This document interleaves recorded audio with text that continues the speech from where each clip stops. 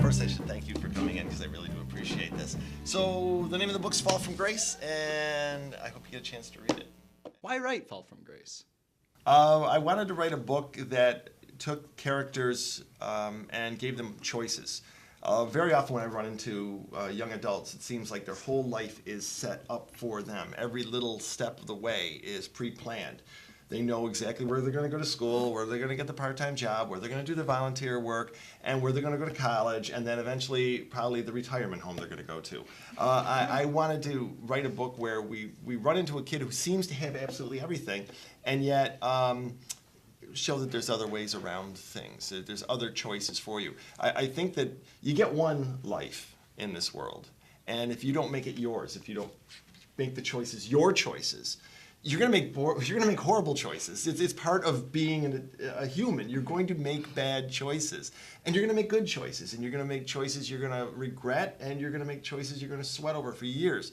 That's all right, as long as they're your choices. It's okay. It's when other people start making choices for you that I kind of get nervous. The adults in the book seem oblivious to what's going on in Sawyer's life. No offense to any of you if you are adults with kids of your own, but I kind of think that's true.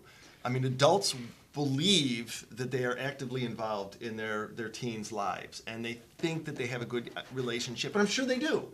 But the reality is, every single young adult has a life your parents don't know anything about. You have far more conversations that they'll never hear. You have a lot of activities that you're involved in. They're not saying they're bad, but you just don't report every detail home. And all parents, even the best parents, are oblivious of these things because that's what it means to be a teen, to be on your own, to be making your own decisions. So yes, the parents in his life are very loving and they're concerned and they want to be involved, but Sawyer's pretty much at a point in his life where, I don't know if I want you involved in everything in my life anymore. And I will fill you in on big parts of it, I promise. But there's big parts of my life that are mine now. And that's important. It's an important part of growing up, and it's parents are oblivious a lot of it. I would like to also thank my parents for being oblivious to many of the things that I was involved with for many of those years, because I wouldn't have ended up the person I was if I had to check in on everything with them. Okay, so let's not just jump around. Ask me any other questions. Ask me a hard one.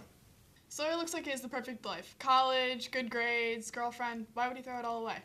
Well, everybody seems like they have a perfect life to somebody else. And it wasn't really his life. None of it was. His girlfriend sets all the rules in the relationship. His parents found him the job, found him the community service. They've even found out, what college he's going to go to, and told him what he wants to be. He wants to be an insurance actuary. Okay, now whoever wants to be an insurance actuary? You said you want to be an insurance. Okay, so I've got one person who ever wanted to be an insurance actuary. But Sawyer doesn't even know what an insurance actuary is. But he finds himself, he's going to be heading off to college in a couple of months to become one. And then he meets Grace, and Grace lets him know, you can have your own life. You don't have to play by everybody else's rules. You don't have to be mean, and you're not going to be cruel. You should never be those things. But you don't have to be so predictable, so perfect. You can have a lot more interesting life. And she opens up some opportunities for him. Now, should he have followed her? That's one of the questions you have to answer for yourself about the book.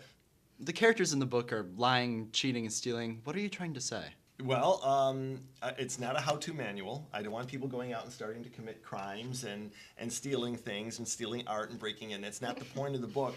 But the truth is, I bet you that not you, but I'm sure that you know people who lie and cheat and steal. And so it's a reality of being a young adult in America today. It's just one of the realities.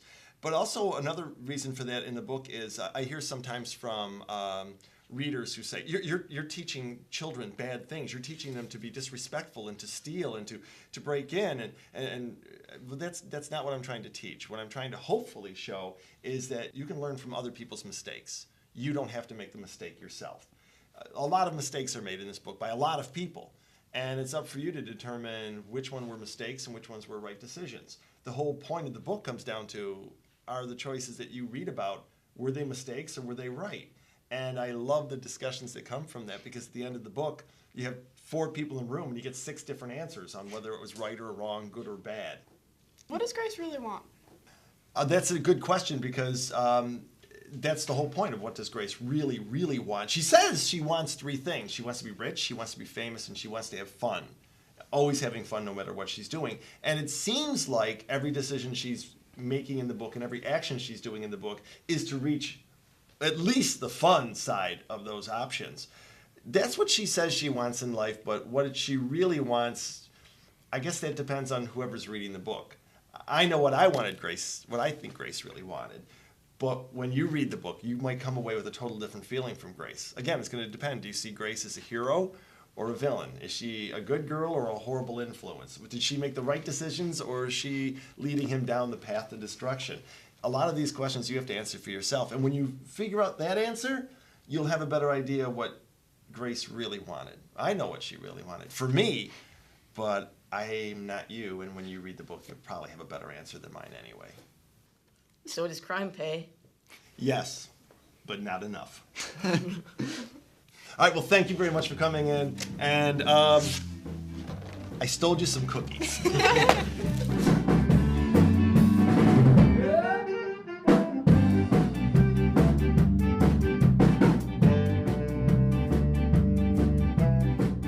So, do you think there should be like a closing or something? Should I say something like thank you, or? Gracias. I think so. All right. Gracias. Okay. Thank you. Well then, thank you.